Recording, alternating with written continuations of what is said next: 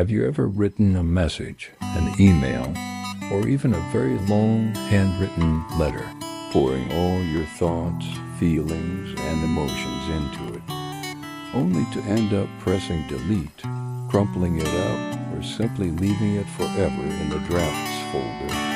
Surely many of us have experienced that feeling. Those lines that were never sent do not disappear. They stay, becoming silent stories, wordless decisions, and sometimes they even shape our future in unexpected ways. Today, I want to tell you a story like that. A story about an unsent message that had the power to change an entire career. There is a man I know. Let's temporarily call him Min. Min was a talented and passionate marketing manager. He had devoted himself to the company for 5 years, contributing significantly to its successes. But then the grind of work began to wear him down. Sales pressure, endless meetings, and most importantly, the feeling that his bold ideas were no longer heard or valued. He felt like a gear in a machine, spinning according to preset programming, gradually losing his creativity and joy at work. The exhaustion accumulated. He began browsing job sites, updating his resume, and imagining a future where he would start a new journey elsewhere. And then that fateful day arrived. After a tense meeting where his ideas were once again dismissed, Min returned to his desk with a heavy heart. He had made his decision. He would quit. He opened his email and typed the subject line, "Resignation letter." He began to write. He didn't just write a standard resignation letter. He wrote a heartfelt letter. He wrote about his early days full of passion, about the successful campaigns he was proud of, and about the teammates who had stood shoulder to shoulder with him. But then he also wrote about his disappointments. He analyzed clearly and logically the flaws in the current workflow.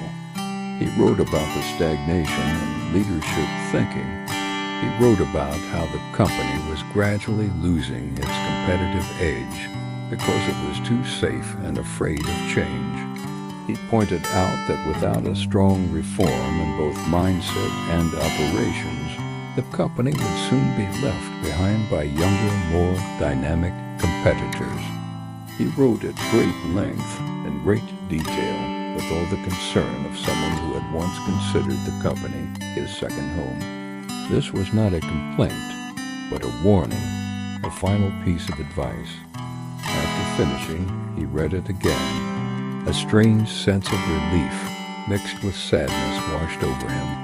He had finally said everything that had been bottled up inside.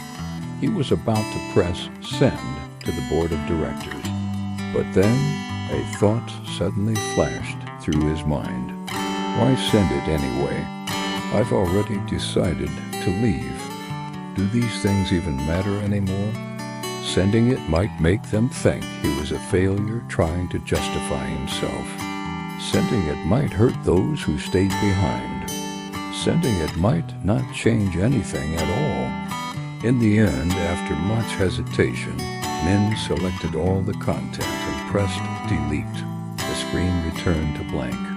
He shut down his computer, left the office, and told himself, "Tomorrow I'll submit a short, professional resignation letter. That will be enough." But something unexpected happened the next morning. Min came to work ready for the end. Before he could even speak to human resources, he was urgently called into a meeting room. The CEO, his highest-ranking boss, was waiting there. He looked thoughtful. As soon as he saw Min, he spoke without any small talk. "Min," he said, "I've been thinking a lot overnight. I feel like we're moving too slowly.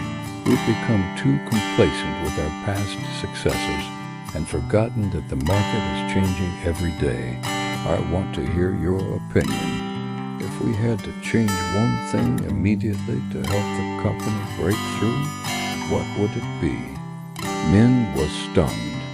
His boss's question and concerns were 90% identical to what he had written in the email the night before. Every issue he had analyzed, every worry he had pointed out, was now being voiced by the very boss he had considered conservative. It was as if the CEO had somehow read the email that was never sent. For a moment, Min forgot about his intention to quit.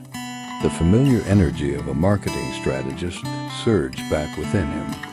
He began to speak passionately and wholeheartedly.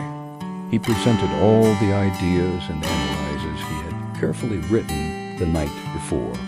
He talked about empowering employees more. He talked about experimenting with new channels. He talked about building a culture that accepted risk and dared to fail. The CEO listened attentively, nodding, occasionally interrupting to ask deeper questions.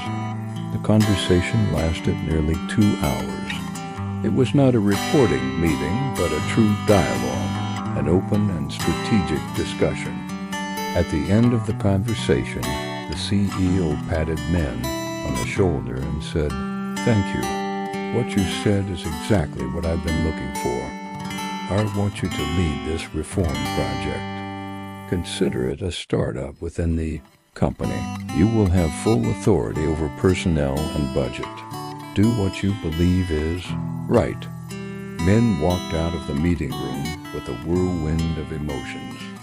The resignation letter was still in his bag, but now it felt completely out of place. He realized that the problem was not that the company didn't want to change. The problem was that it needed someone to initiate the change, someone willing to speak up and act. And perhaps his boss had sensed that stagnation for a long time, too. He just hadn't found the right person to share it with and execute it. Min stayed. Not only did he stay, he worked with a level of energy and initiative he had never had before. He was finally able to be himself and bring to life the ideas he had long cherished. This story made me reflect deeply. If that night Min had pressed send, what would have happened? Perhaps that passionate yet sharp email would have been seen as a negative criticism from an employee about to quit. It might have triggered defensiveness or even anger from the leadership, and the opportunity for an open dialogue like the one the next morning might never have come. Choosing to delete, choosing not to send it, unexpectedly became the most strategic decision. It gave Min space to calm down. It gave his boss space to reflect.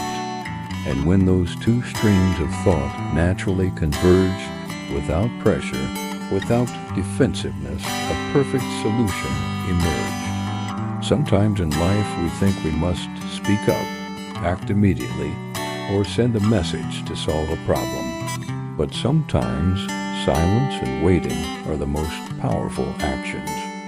Not sending an angry message during an argument can save a relationship. Not sending a rushed rejection can give you time to reconsider a valuable opportunity. Not sending a complaint can help you maintain professionalism and find a more subtle solution. Unsent messages are not a sign of cowardice. They are signs of consideration, emotional intelligence, and long-term vision. They are necessary pauses that give us and those around us time to think, to change, and to meet each other in the best possible way. So the next time you write something important while emotions are running high, pause for a moment before pressing send. Leave it in the drafts folder. That not yet sent decision might just be the wisest decision you ever make. Thank you for listening to today's story. If you have your own stories about unsent messages, feel free to share them in the comments. Don't forget to like, share the video, and subscribe to the channel so we can explore more meaningful stories together. Goodbye, and see you next time.